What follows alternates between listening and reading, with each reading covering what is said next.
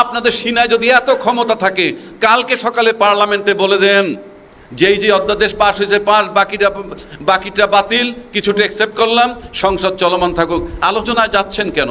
2/3 majority আপনার আছে, আপনার ভয় কিসের?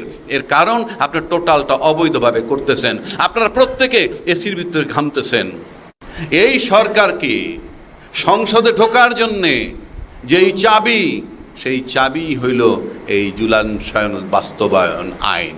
এই সরকার যে ক্ষমতায় গেল, তার রাজনৈতিক একটা ভিত্তি লাগবে। সেই ভিত্তিটা কি? সেই ভিত্তিটা হলো এই সনদ। শুধু তাই নয়, আমাদের নৈতিক দায়িত্ব ধারাবাহিকতা রক্ষা করা। আওয়ামী লীগ সরকার চলে গেল, বিএনপি সরকার টেক ওভার করলো, এর মাঝখানের এই যে ধারাবাহিকতাটা আপনি কিভাবে রাখবেন? সুতরাং এই দুইটা সরকারের মধ্যে যে একটা ব্রিজ বা সেতু যেটা বলেন, সেটা হলো এই জুলাই সনদ বাস্তবায়ন অধ্যাদেশ। আর নয়তো আপনি কোনো ধারাবাহিকতা থাকবে না। আর আমি বলবো, তারা এত তড়িঘড়ি করছেন কেন? What is their agenda? আপনি কি 5 বছর থাকতে চান? যদি 5 বছর থাকতেই চাবেন, আপনি কেন বিরোধী দলকে বাধ্য করতেছেন সংসদে না টেকার? প্রশ্ন করবেন যে সংসদে তাদেরকে বের হয়ে যেতে বলছে কে? আপনি কোনো কথা শুনবেন না, 2/3 মেজরিটি পাওয়ার পর আপনি সব কিছুর ঊর্ধ্বে চলে যাবেন, তাহলে তারা ওখানে বসে কি করবে? তাহলে আমি তো মনে করি এদেরকে সংসদ থেকে বাইরে যাওয়ার জন্য এই এজেন্ডাও আপনার আছে। তা না হলে তো আপনি যদি ক্ষমতায় 5 বছর সুন্দরভাবে থাকতে চান, তাহলে তো সংসদকে প্রাণবন্ত করে আপনি জুলাই সংসদের সনদের আলোকে একটা সংস্কার পরিষদ বানিয়ে ঢুকেও তো কাজ না করতে পারেন, টাইম কিল করতে পারেন, কিন্তু আপনি তো কিছু জিনিস লাঘব করতে পারেন। আপনি কেন ইন্টেনশনালি এটা করছেন? তার মানে your intentional is not good. আমি আরেকটা চ্যালেঞ্জ করে দিচ্ছি, আপনি যদি এটা ভাবেন যে রাস্তায় যদি তারা আন্দোলনে নামে আপনি পুলিশ প্রশাসন দিয়ে থামাবেন, আমি নিশ্চিত করে বলে দিচ্ছি বাংলাদেশের পুলিশ আর সেখানে যাবে না, বাংলাদেশের আর্মিও সেখানে যাবে না, কারণ তাদের স্ত্রী পুত্র কন্যা আছে। আমি নিশ্চিত, আমার কাছে অনেক মেসেজ আছে যাদের পুত্র কন্যা স্ত্রীরা তাদের হাজব্যান্ডকে হাত পা ধরে বলছে তোমরা আর এখানে যাবা না, এবং কখনোই শেখ হাসিনার মতো আর ব্যবহার করতে পারবে না। সুতরাং আমি মনে করি বাংলাদেশের জনগণের সামনে দাবি দাওয়া আদায় করার জন্য ভয়ের কিছু নাই। কিন্তু আমার কাছে মনে হয় সরকার শান্তিপূর্ণভাবে উনি বোধহয় একটা এজেন্ডা বাস্তবায়ন করতে চাচ্ছেন কি না, যে আমরা এই সংবিধান এভাবেই রাখবো, তারপরে সুপ্রিম কোর্ট থেকে কিছুদিন আগে তত্ত্বাবধায়ক সরকারের কথা আসছে, আমরা সেই মেয়াদে না গিয়া একটা পরিস্থিতি তৈরি করি যাতে সংবিধান তত্ত্বাবধায়ক সরকার আমাদের সংস্কার করে একটা ইনক্লুসিভ নির্বাচন করব। এটাও যদি তাদের এজেন্ডা থাকে, সেটা আপনি করেন, বসে চিন্তা করেন সুস্থভাবে, ইল্লিগালি করবেন না। যতক্ষণ আপনারা আছেন ততক্ষণ আপনাদেরকে এই আদেশ মানতে হবে। এইবার আসেন, এই আদেশ দেওয়ার ক্ষমতা রাষ্ট্রপতির নাই। আমি তর্কের খাতিরে ধরে নিলাম নাই, আপনার আমি মনে করি আছে। কেন আছে? এখানে প্রেক্ষাপট বলা হয়েছে, সেই প্রেক্ষাপটে আছে, কারণ আপনার সংবিধান অচল। এখনও বলছি সংবিধান অচল। তাহলে এই যে আদেশটা হইল, একটা ইন্ডাস্ট্রি হইল, যেই ইন্ডাস্ট্রিতে কাপড় চোপড়, বিস্কিট, সাবান টাবান যাই কিছু হোক না কেন তৈরি হইল, তারপরে যদি বলেন যে এই ইন্ডাস্ট্রি তৈরি হওয়ার যে প্রসিডিউর সেখানে কিছু ত্রুটি ছিল, সেটা বললে ইন্ডাস্ট্রি বন্ধ করে দিতে পারেন, কিন্তু মাঠে যে প্রোডাক্ট চলে গেছে সেটা আপনি কি করবেন? এই আইনের তো আর কোনো কার্যকারিতাই নাই, কারণ এই রাষ্ট্রপতি যে আদেশ দিছে তার যে প্রোডাকশন, তার যে ফলাফল সেটা উঠে গেছে কি? গণভোটের মাধ্যমে। তো গণভোট ফলটা আপনি কি করবেন? আপনি আইন বাতিল, আইন তো দরকার নাই বাতিল করার, কারণ এটা করাই হয়েছে এই জন্যে, এবং এটা যে ফসল সেটা আমরা ঘরে তুলে ফেলেছি। কাজেই সংবিধান সংসদে বসে 2/3 মেজরিটি নিয়ে আপনার জন্য 2টা ওয়ে আছে সংসদে। যদি মারামারি করেন সংসদে, তাও আপনাদের 213 জন লোক। আর যদি বলেন আইন মানবেন না, আপনার 2/3 মেজরিটি, দুইয়ে মিলে আপনার মন যা চায় তাই করতে পারবেন। কিন্তু মাথার ভিতরে যদি শেখ হাসিনাকে রাখতে পারেন সবাই, তার পরিণতি দেখতে পারেন, তাইলে আপনাকে ভাবতে হবে যে আপনি কি করবেন। আর যদি বলেন আপনাদের আইনি ভিত্তি কি, এই যে সংসদ, এই আইনি ভিত্তিটাই এলো এই সনদ, আপনাকে সম্পূর্ণ বৈধতা দিছে এই সনদ, এই রাষ্ট্রপতির আদেশ আপনাকে বৈধতা দিছে। আবার এই রাষ্ট্রপতি একটা বিরাট করাপশন করছেন, আমি মনে করি ক্রিমিনাল অফেন্স। এই সনদের, এই আদেশের 10 নম্বর অনুচ্ছেদে বলা আছে যে সংসদের প্রথম অধিবেশন যে কায়দায় ডাকা হবে একই কায়দায় সংস্কার পরিষদের সদস্যদেরকেও আমন্ত্রণ জানানো হবে। আপনি একটা পার্ট কমপ্লিট করেছেন, আপনি আরেকটা পার্ট করেন নাই, এটা আপনি ক্রিমিনাল অফেন্স করেছেন, তারপরেও কিন্তু আজকে ক্ষমতাসীন সরকার বহাল তবিয়াতে আছে।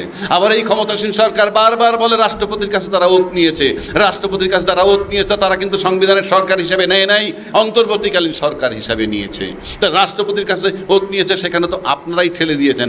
ভালো কথা, রাষ্ট্রপতির কাছে ওত নিয়েছে, তো তারা এখন কেন মানবে না? এ সমস্ত সস্তা কথা বলতেছেন আপনার, তো পদে পদে আপনার নাম্বার 1 সংবিধানে নাই, নাম্বার 2 সংবিধান ফলো করতেছেন না, নাম্বার 3 আপনার আইনি ভিত্তি হলো এই রাষ্ট্রপতির আদেশ। যদি আপনি সেটা ফলো না করেন এবং গণভোট যদি না মানেন, সময় বলে দিবে এর কনসিকুয়েন্স কি, সামাল দিতে পারবেন কিনা সেটাও মাথায় রাখতে হবে। তাহলে কি আপনার সেই যে বেআইনি কর্মকাণ্ড করবে রাষ্ট্রপতি, বেআইনি কর্মকাণ্ড করবে নির্বাচন কমিশন, কিংবা সংবিধান লঙ্ঘন করে কাজ করবে রাষ্ট্রপতি, সবগুলো আপনাদের পক্ষে যায় বলে তাদেরকে রাখবেন? গোটা দেশের মানুষের সামনে আপনি স্টাবলিশ করছেন এরা বেআইনি কাজ করছে, আর আপনারা তাকে বৈধতা দিচ্ছেন। স্বরাষ্ট্রমন্ত্রী, আপনার নৈতিক দায়িত্ব রাষ্ট্রপতিকে কে বাধ্য করলে স্বাক্ষর দিতে? এটা তো একটা ক্রিমিনাল অফেন্স। আমার সেখানে ব্যারিস্টার বেলায়েত আছেন, ক্রিমিনাল অফেন্সের কোনো মেয়াদ নাই, এটা যে কোনো সময় ক্রিমিনাল কেস হতে পারে। কালকে সংবিধান সম্পূর্ণ পরিবর্তন হইলেও ভায়োলেশন অফ কনস্টিটিউশনের মামলা চলবে। সংবিধানের দোহাই এত দেন, সিনায় বল থাকলে কালকে বঙ্গবন্ধুর ছবিটা ঝুলিয়ে দেন সংবিধানের 4 ক মোতাবেক। কেন ঝুলাতে পারছেন না? আমি পছন্দ করি কি না করি দ্যাট ইজ ইমম্যাটেরিয়াল। আপনি সংবিধানের দোহাই দিয়ে 4 ক মোতাবেক আপনার অফিসে মাথার উপরে বঙ্গবন্ধুর ছবি ঝুলছে না কেন? 2 নম্বর, কাগজে লেখা একটা আপনি পড়ছেন, আর একটা যেই কাগজে লেখা আছে ষষ্ঠ তফসিলে বলা আছে বাংলাদেশের স্বাধীনতার ঘোষক বঙ্গবন্ধু শেখ মুজিবুর রহমান। আমি ব্যক্তি কি সেটা আমার কাছে সাবজেক্ট না, কিন্তু সংবিধানে তো তাই বলা আছে। তাহলে আপনার সংবিধানে লেখা একটা, উচ্চারণ করেন আর একটা, যে জিয়াউর রহমানের স্বাধীনতার ঘোষক। আমি তো জিয়াউর রহমানের স্বাধীনতার ঘোষক, বঙ্গবন্ধুর স্বাধীনতার ঘোষক, এই বিতর্কে আমি নাই, এই বিতর্ক আপনাদের। আপনারা এখন ক্ষমতা আছেন, যখন জিয়াউর রহমান সাহেবের স্বাধীনতার ঘোষক, কালকে আরেকজন আসবে সে স্বাধীনতার ঘোষক। রাষ্ট্র এভাবে চলতে পারে না, এটা ক্লাব বা সমিতি না, এটা আপনাদেরকে মাথায় রাখতে হবে। এখন আজকের বিষয় এই যে নেক্সাস ডিফেন্স এবং জাস্টিস আয়োজিত, আমি তাদেরকে অ্যাপ্রিসিয়েট করি এই কারণে যে তারা অনেক খারাপ পরিস্থিতির মধ্যে এটাকে চালিয়ে যাচ্ছে। সেজন্য আজকের বিষয়বস্তুটা হলো জুলাই সনদ বাস্তবায়ন আদেশ, আইনি ও রাজনৈতিক চ্যালেঞ্জ। ইয়েস, আইনি ও রাজনৈতিক চ্যালেঞ্জ দুটোই আছে। রাজনৈতিক চ্যালেঞ্জটা মোকাবেলা করা খুবই সহজ। আপনি যদি এই গণভোট মেনে নেন, সেই মোতাবেক সংশোধন করেন, হয়ে গেল রাজনৈতিক সমাধান, পাশাপাশি আইনও মানা হলো। বিষয়টা তো সহজ, আপনারা জটিল করছেন কেন? শেখ হাসিনা 2008-এ ক্ষমতায় যাওয়ার পর 14 সাল থেকে তার যাত্রা শুরু হলো স্বৈরাচারের দিক, যখন তিনি 153টা সিট বিনা প্রতিদ্বন্দ্বিতা নিয়ে নিলেন। কিন্তু আপনারা তো দেখতেছি ফ্রম ডে 1 স্বৈরাচারী আচরণ করতেছেন। ফ্রম ডে 1 সংসদের বয়স 2 মাসও হয় নাই, 1 মাস চলছে হয়তোবা। সেক্ষেত্রে আপনার শুরুতেই এসে বলে দিলেন গণভোট মানবেন না। এইবার আসেন এটার আইনি সমাধান কি এবং এটার প্রয়োজনটা কি, অত্যন্ত গুরুত্বপূর্ণ। আপনারা জানেন বাংলাদেশে অনেক অভ্যুত্থান হয়েছে, এরশাদকে সরানো হয়েছে, এমনকি বেগম খালেদা জিয়াকে অপসারণ করা হয়েছে আন্দোলনের মাধ্যমে টু সাম এক্সটেন্ট, এবং তাকে বাধ্য করা হয়েছিল 3 দলের রূপরেখা মোতাবেক আপনার তত্ত্বাবধায়ক সরকার বানাতে। তার মানে কি? কিন্তু এই ব্যতিক্রম ধর্মী অভ্যুত্থান আপনারা দেখছেন কিনা? আমি যদিও এটাকে বিপ্লব বলি, সারা দেশের মিডিয়া, বিজনেস কমিউনিটি, প্রশাসন এটাকে অভ্যুত্থান বলে এবং অভ্যুত্থানকারীদেরকে ক্রিমিনাল হিসাবে চিহ্নিত করার চেষ্টা করছেন। সেটা ভিন্ন কথা, কারণ জোর যার মুল্লুক তার। কিন্তু আমি ভিন্ন বলছি কেন? বাংলাদেশে যদি এমন কোনো ঘটনা ঘটেছে যে একটা সরকার যাওয়ার সাথে সাথে বাইতুল মোকাররম খতিব পালিয়ে যায়, বাংলাদেশ ব্যাংকের গভর্নর পালিয়ে যায়, পুলিশ পালিয়ে যায়, কিংবা আরও বহু কিছু পালিয়ে গেছে, কারণটা কি? সমস্ত মন্ত্রী পরিষদ না, আওয়ামী লীগের বহু নেতাকর্মীও পালিয়ে গেছে। ভিসা বন্ধ না করলে 10 লক্ষ লোক প্রতিবেশী দেশে চলে যেত।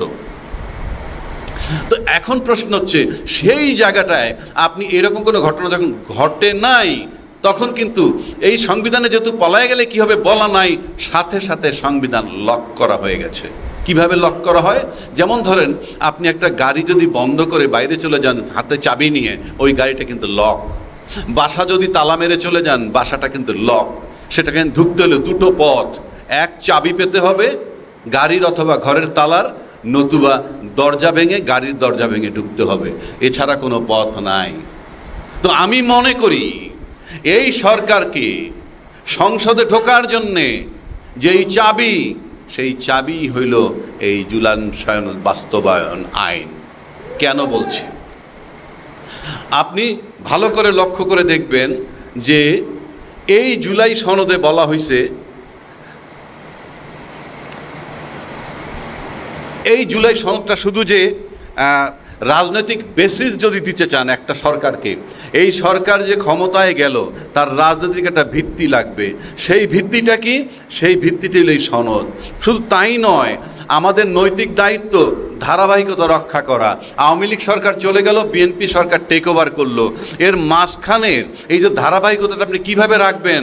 সুতরাং এই দুইটা সরকারের মধ্যে যে একটা ব্রিজ বা সেতু যেটা বলেন, সেটাই হলো এই জুলাই সনদ বাস্তবায়ন অধ্যাদেশ। আর নয়তো আপনি কোনো ধারাবাহিকতা থাকবে না। কেন থাকবে না? আপনি সংবিধানের দোহাই দিচ্ছেন, সংবিধানের দ্বারা, আমি একটু আগে শিশিরমণি বলে গেছে, সবাই জানে, গ্রামেগঞ্জের সবাই জানে, সংসদ ভেঙে যাওয়ার পর 90 দিনের মধ্যে নির্বাচন। আপনি সেই নির্বাচন করেন নাই, কাজে আপনি সংবিধানে নাই। এর আগে বললাম বঙ্গবন্ধুর ছবি ঝুলে নাই, এর আগে বললাম ঘোষক বঙ্গবন্ধু শেখ মুজিবুর রহমান আপনারা মানেন না। এখন আসতেছেন 90 দিনের মধ্যে আপনি নির্বাচন করেন নাই। নির্বাচন যেহেতু 90 দিনের মধ্যে করেন নাই, আপনার কোনো রাইট নাই ওই সংবিধানের দোহাই দেওয়া, এবং ওই সংবিধানের জন্য ঢোকার জন্যে, ঢুকে যে ঠিক করবেন সেজন্য এই জুলাই সনদ দেওয়া হয়েছে। আপনি যদি এখন এই আইনের মাধ্যমে সংস্কার পরিষদ করলে পরে আপনি একটা উইন্ডো পাবেন এই বন্ধ সংবিধানের ভিতরে প্রবেশ করার জন্যে। সুতরাং এটা একটা আইনি ভিত্তি দেওয়া হয়েছে।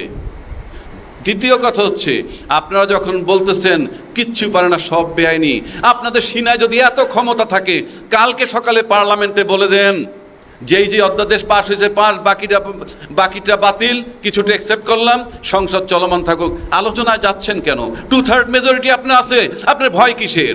এর কারণ আপনার টোটালটা অবৈধভাবে করতেছেন। আপনারা প্রত্যেকে এসির ভিতরে ঘামতেছেন। আর যদি কেউ এসির ভিতরে ঠান্ডা থাকেন, বাইরের থেকে মানুষ দেখবে আপনার কপালে ঘাম নাই, কিন্তু আপনার ভিতরে ঘাম আছে, এবং সেই কারণে আপনি বোধহয় খুব দ্রুত অনেক কিছু করতে চাচ্ছেন। ব্যারিস্টার বেলায়েত একটু আগে বলে গেল, 180 দিনের মধ্যে এই সংবিধান যদি সরকারি সিদ্ধান্ত নেয়, তাহলে তাদের মেয়াদ 180 দিন চিন্তা করা উচিত। আর আমি বলবো, তারা এত তড়িঘড়ি করছেন কেন? What is their agenda? আপনি কি 5 বছর থাকতে চান? যদি 5 বছর থাকতেই চাবেন, আপনি কেন বিরোধী দলকে বাধ্য করতেছেন সংসদে না